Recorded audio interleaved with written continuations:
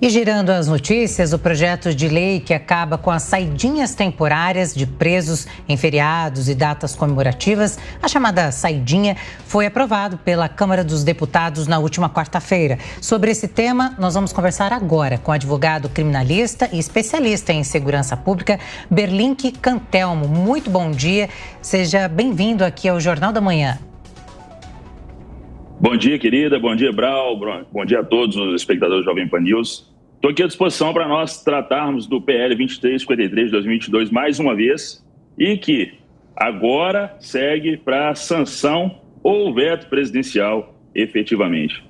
Exatamente, eu ia até te perguntar como prevê, a legislação aí sobre a saidinha e como ficará a situação para os condenados também do regime semiaberto, caso o presidente, então, sancione a proposta. Pois é, o primeiro ponto, caso efetivamente nós tenhamos uma sanção integral do projeto da forma que se encontra, dada a sua literalidade, dada inclusive ao princípio da irretroatividade da lei penal para prejudicar a impossibilidade dessa lei voltar atrás para preterir direitos, o nosso entendimento é de que, de fato, esse tipo de alteração legislativa possa valer daqui para frente para aquelas pessoas que cumprem pena no regime semiaberto, uma vez que a literalidade do projeto extingue os artigos, revoga os artigos de 122 a 125 da Lei 7.210 de 1984, a Lei de Execuções Penais. Então, no nosso entendimento, esse projeto de lei, sendo sancionado pelo presidente, não poderá atingir aqueles indivíduos que já cumprem pena e só poderá produzir os seus efeitos assim que, de fato, for sancionado. Agora, a questão que permeia, de fato, toda a discussão, não só em Brasília, mas na sociedade como um todo. Inclusive, essa semana nós tivemos um posicionamento muito veemente do autor do projeto com relação a não concordar com as emendas e com as propostas que foram lançadas no decorrer da tramitação, é que, de um lado, nós temos a preocupação com a lotação carcerária, a realidade de lotação carcerária no Brasil, e também a perspectiva da retirada, da preterição do critério de ressocialização de alguns indivíduos que não cometeram crimes com grave ameaça ou com violência. Nós somos partidários, inclusive, meus queridos, de que indivíduos envolvidos, criminosos envolvidos com organizações criminosas, com facções que tenham cometido crimes hediondos, crimes graves, com violência e grave ameaça, de fato, precisam ter um tratamento diferenciado. Mas e aqueles que talvez tenham cometido um crime de menor potencial ofensivo e que hoje fazem jus a uma progressão de regime do fechado para o semiaberto e que não terão condições de ser beneficiados com as saídas temporárias ao longo do cumprimento desse tipo de regime? Essa é a grande discussão em torno de toda essa perspectiva. Agora, do ponto de vista técnico-legislativo, eu até quero fazer uma ressalva com relação ao Brau. Na última vez que estive aqui, nós tivemos uma divergência com relação ao projeto ir ou não à CCJ, e de fato ele não foi à CCJ, embora eu tenha defendido aqui que ele teria que ir. E existe uma matéria, inclusive, no site do Senado, datada de 6 de fevereiro de 2024, falando que, após a aprovação do projeto na Comissão de Segurança Pública do Senado, ele seria remetido à Comissão de Constituição e Justiça, e isso não aconteceu. Na nossa concepção, em razão de conhecermos o processo legislativo, teria que ter passado, e não passou de fato, foi direto a plenário e logo em seguida remetido à Câmara e aprovado. Qual é o nosso temor com relação a isso? Não é nem do ponto de vista técnico-legislativo, é do ponto de vista técnico-institucional.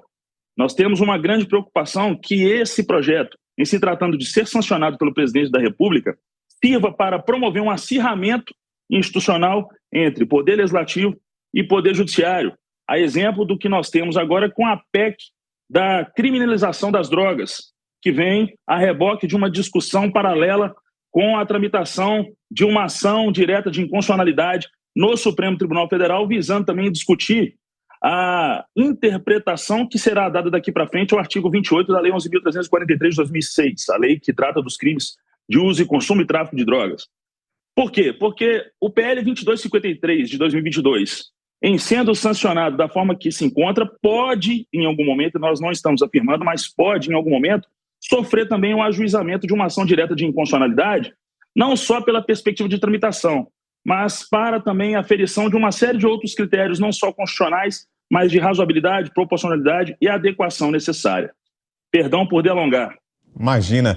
Doutor, e muito se aponta que há um ambiente favorável, né, à aprovação de pautas assim no Congresso Nacional, que houve uma composição do Congresso Nacional mais simpática a pautas ligadas à segurança pública, e a segurança está aparecendo como uma das grandes preocupações do brasileiro nesse momento. Então, o fim da saidinha poderia sinalizar que há ambiente para outras discussões em relação à nossa legislação penal. E aí, queria ouvi-lo, doutor. O senhor acha que, de fato, precisa de revisão a nossa legislação? Muita gente aponta que o Brasil é o país da impunidade também por causa das leis que seriam muito brandas com a criminalidade. O senhor concorda com essa análise? Que outras mudanças seriam necessárias para além do fim da saidinha?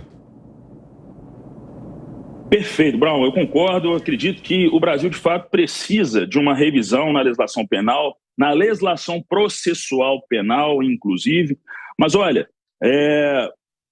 historicamente, nós temos convivido com projetos de lei apresentados de maneira talvez até intempestiva em razão de catástrofes. Eu digo catástrofes em razão de uma série de eventos, inclusive de defesa social, que chocam a sociedade. O PL 2253 de 2022 é o exemplo disso. É um projeto de lei que entra em tramitação em 2022, mas volta a debate, retorna à voga ano passado com a nefasta, com a trágica e lamentável perda, a morte do sargento Roger Dias, aqui em Minas Gerais, nas fileiras da Polícia Militar de Minas Gerais, onde cerrei também fileiras por 10 anos, antes de ser advogado. E qual é a nossa preocupação com relação a isso?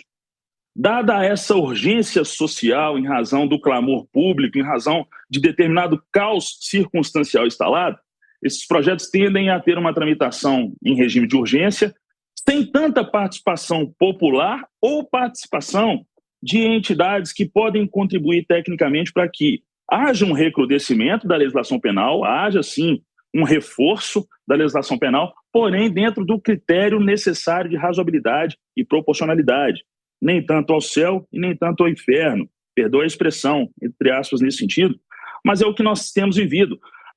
A mesma situação aconteceu com a Lei 11.340 de 2006, a Lei Maria da Penha, enfim. A mesma coisa aconteceu com a Lei Hélio Bicudo, lá atrás, que alterou uma série de perspectivas na atuação das polícias, na linha de frente, a Emenda Constitucional 45 de 2004, a Lei 9.299 de 1996, que atribuiu competência do Tribunal do Júri para processar e julgar crimes dolosos contra a vida. Então, o nosso grande temor é esse, é que o clamor público diante de determinadas tragédias sirva de impulsionamento de tramitações que não irão perpassar por uma análise própria, técnica e constitucional necessária à realidade social. O Brasil é considerado o país da impunidade, não porque efetivamente as forças policiais não funcionam, mas por uma série de outros fatores. Eu até nem gosto de chamar o Brasil de país da impunidade com esse tom pejorativo, atribuindo, de certa forma, a culpa efetiva somente à justiça, ao sistema de justiça. Não, é uma conjuntura, uma série de fatores que, reunidos, trazem para a sociedade um denominador comum de sensação efetiva disso. Cris, a sua pergunta agora para o doutor? Doutor Berlink, bom dia, satisfação falar com você aqui na Jovem Pan. Doutor, algo que tem sido falado bastante nos últimos dias seria a respeito de um eventual motim, de algumas medidas que possam surgir por parte dos presos em contraponto ao fim da saidinha. Isso pode acabar gerando rebeliões, gerando um certo tumulto nas instituições prisionais. Qual é a sua visão sobre isso? O senhor entende que é possível que aconteça esse tipo de movimentação? E o senhor entende que o Estado deve tomar posição baseado em agradar ou desagradar os presos? Bom dia, Cris. Perfeita a sua colocação e, de fato, nós temos acompanhado esse movimento de preocupação com base no sistema carcerário e a inexistência, a premente inexistência das saídas temporárias com a revogação dos artigos 122 e 125. Olha, sinceramente, nesse tipo de realidade, é óbvio que o Poder Executivo, através de políticas de contingenciamento, já irá tentar criar previsibilidade quanto a qualquer modal criminoso voltado à revolta, a motim, à organização de determinados tumultos em unidades carcerárias. Em algum momento pode acontecer? Pode acontecer um mote específico nesse sentido? Pode. Acredito eu que, nesse momento, além de montar uma perspectiva de contingenciamento disso, o Poder Executivo, e agora o presidente Lula tem uma batata quente na mão, porque se de um lado sancionar da forma que se encontra, terá um certo problema com uma base garantista de apoio, e de outro lado, se vetar, terá problema, obviamente, com uma parte conservadora da sociedade que defende o projeto da forma que se encontra. E aí, o que nós esperamos desse saldo final é que, se de fato o projeto for aprovado da forma que se encontra, que as forças de segurança, sobretudo as polícias penais, o Departamento Penitenciário Nacional, a exemplo agora do que ocorreu em Mossoró, estejam preparados para criar um ambiente de previsibilidade em pontos de foco, em pontos vulneráveis, em pontos de organização e subcultura delinquente, para que a sociedade não sofra com rebeliões e com motins e também, de certa forma, do ponto de vista humanitário, as famílias de determinados presos, de determinados indivíduos que cumprem pena e que querem se ressocializar, vivam sob a égide de um medo absoluto de perder esses entes lá dentro de penitenciárias, de ter seus entes queridos submetidos a, enfim, barbáries. Esperamos não ter que vivenciar isso mais uma vez, a exemplo do que vivenciamos há anos atrás com o Carandiru. Acho que o Brasil não tem mais ambiente, não suporta mais ambiente, talvez nem tenha mais ambiente para esse tipo de repetição, porque, de certa forma, hoje as forças policiais aplicam metodologias muito mais avançadas e contemporâneas nesse tipo de medida de contingenciamento, sobretudo as tropas de choque e as tropas de inteligência, no que diz respeito a levantar informações, inclusive, de atos preparatórios nesse sentido. Então, esperamos com muita tranquilidade agora o posicionamento do presidente da República, porém, fazendo aqui uma análise do ponto de vista da segurança pública, inclusive agora com o ministro Ricardo Lewandowski, à frente do Ministério da Justiça, com relação a esse ponto específico, que seja uma atribuição branda de inovação legislativa, se Deus quiser. Muito bem, doutor Berlink Cantelmo, muito obrigada pelas informações e a sua participação aqui no Jornal da Manhã. Até mais. Eu quem agradeço, sempre à disposição da Jovem Pan News e à disposição de vocês. Bom fim de semana, tudo de bom. Para você também. Para nós, valeu, doutor.